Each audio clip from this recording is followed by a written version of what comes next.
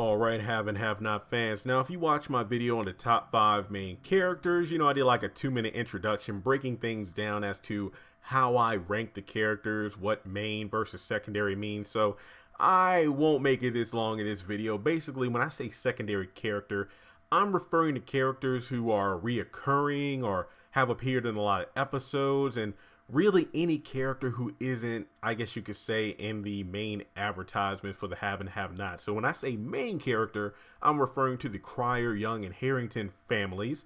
But when I say secondary, I mean this includes anyone like Warlock, Erica, Oscar, RK, Gia, the DA George, pretty much anyone who isn't a main character, so to speak, isn't in any of the title openings. That's the easiest way to explain it. So with that being said, 5 to 1, these are my top 5 characters who are secondary. And keep in mind that when I get to number 5, I'll explain more, but in the comment section below, let me know who are your top 5 secondary characters.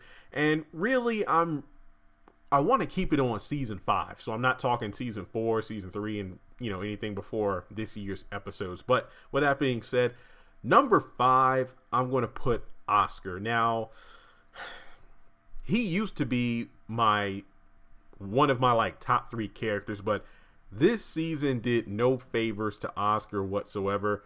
I just feel like his character has been, was dumbed down and making mistakes that Oscar typically wouldn't make. I mean, Candace outsmarting Oscar, him being in a open bar with his computer up with very sensitive information. Yeah, I've done way too many videos explaining why his character faltered for me in more than one, in a bunch of ways, and then leading to his death. I was hesitant to even put him on the list because, technically speaking, I wanted to restrict this list to characters who were still alive. So Melissa, Erica would not be on this list. Not to mention, even if Erica was still alive, she wouldn't be on the list because she did nothing this season. She did absolutely nothing this season. She was pretty much like Melissa, trapped in a house the entire season from episode 1 when she was brought to the house by David to when she died. I think we saw her, maybe one time outside of the house in regards to a different location. I believe that was at the Artesian Hotel lobby delivering clothes and whatnot to Gia. I think that was the only time we saw Erica not at David's new house. I think that was the only time. But with Oscar, I feel like he still had a presence this season, but mainly because he kicked Candace's ass, but maybe that's probably why he's on the list. But I do miss Oscar. I just wish they had done a better job before writing him off like that or killing him off.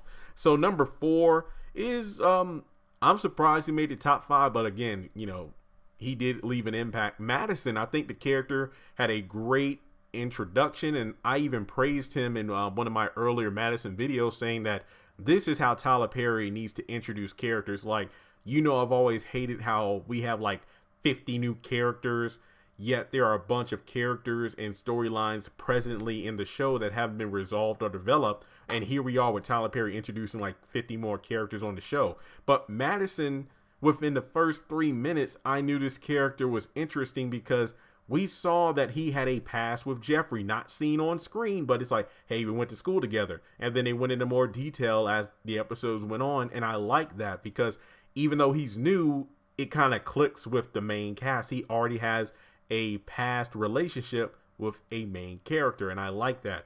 So I can't wait to see what Madison brings to the table in the future, whether or not he's going to want to stay with Jeffrey after getting a glimpse of his crazy ass mother, and not to mention his crazed stalker. But we do know Madison will be in season 7. He was in Atlanta for filming in September, so we're not done with him yet. So not much to say on Madison just yet, but that's because he's a new character, but I like what I see. And maybe as time goes on, who knows, when I do a season 6 top 5, he might be higher than number 4. Then we get to number 3, another new character who has had a lot of a decent amount of screen time. Basically, whenever he's on the screen, I'm not bored.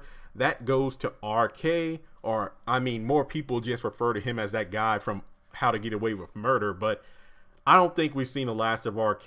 I don't know if he's going to be killed off or written off, but I don't believe he was in Atlanta for filming for season 7. So I don't know if season 6 is his final season. I mean, for all we know, he might have like a leave of absence, but then be back in Atlanta for filming next year. Who knows? But I think RK has an interesting dynamic with Veronica, but I hate the fact that we know that Veronica plans to kill him off just to get Jeffrey in jail. So I do feel like that would be a disservice to the character, because I honestly like the guy. I honestly think he's he brings like a new, fresh energy to the cast, and I really do think he has left an impact despite being in only a handful of episodes. Then we go to number 2. This was a tough one between number 2 and number 1, but Derek is definitely a strong contender for number 2 because of the fact that he's a character who has brought a lot of buzz to the series. Like, I have done so many Derek videos stemming from he's the man with the lion tattoo, he's Candace's father, he's the man that raped Hannah, to even further developing, okay, what if Hannah does find out that's the guy that raped her? How will she react to it? There are just so many ways that can go down. Then even further, it's like, okay, we know that he and Veronica have like some sort of past where she got him out of jail. They had sex at least one time. And from there, he became a legitimate handyman, house, builder, architect or whatever. And that's how he makes a living. And then that leads to the theory, is he really Jeffrey's father? Because Veronica opened up the can of worms by saying that David, oh, you think that he's your real daddy? So Derek is surrounded by mystery, and that makes him very intriguing. So every time he's in an episode, we get more and more breadcrumbs to the truth. So Derek, hands down, a strong contender for number 2. Then we get to number 1. Now, number 1 is really about a character who I've actually liked since he made his introduction a couple seasons ago. There was only one slip up this season where I got mad at him, but other than that, definitely my number 1, that is Mitch Malone. Like I've said and praised this character enough in other videos.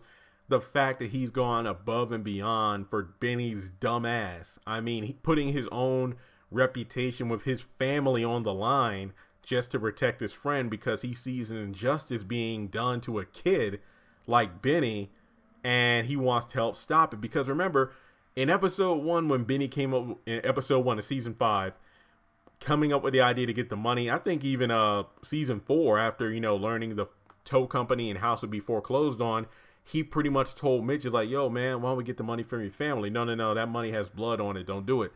And then pretty much Mitch saying, look, I could set up the meeting, but after that, you're on your own. But even then, he's like, yo, get Veronica. That chick's in love with you. Get the money from her. And even after that, Benny still decided to take the money. And I'm just like, and Mitch is, I mean, at that point, no matter what would have happened to Benny, I would not be mad at Mitch, because he warned him like every time Mitch was in an episode. He was like, Benny, don't mess with my family. But then guess what? He asked people around the family, can he give the money back? No interest, and yada, yada, yada.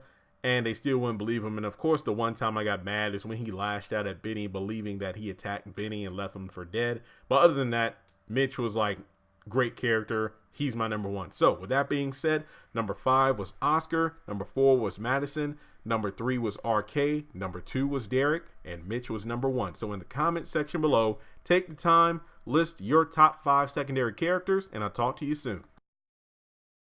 Congratulations on making it to the end of this video. If you like what you saw, be sure to hit that thumbs up button, as well as leaving your thoughts in the comment section below so we can keep the conversation going. On the left hand side of the screen, you should see a picture of Jeffrey Harrington. You can click on him in order to subscribe, but also hit the bell notification icon.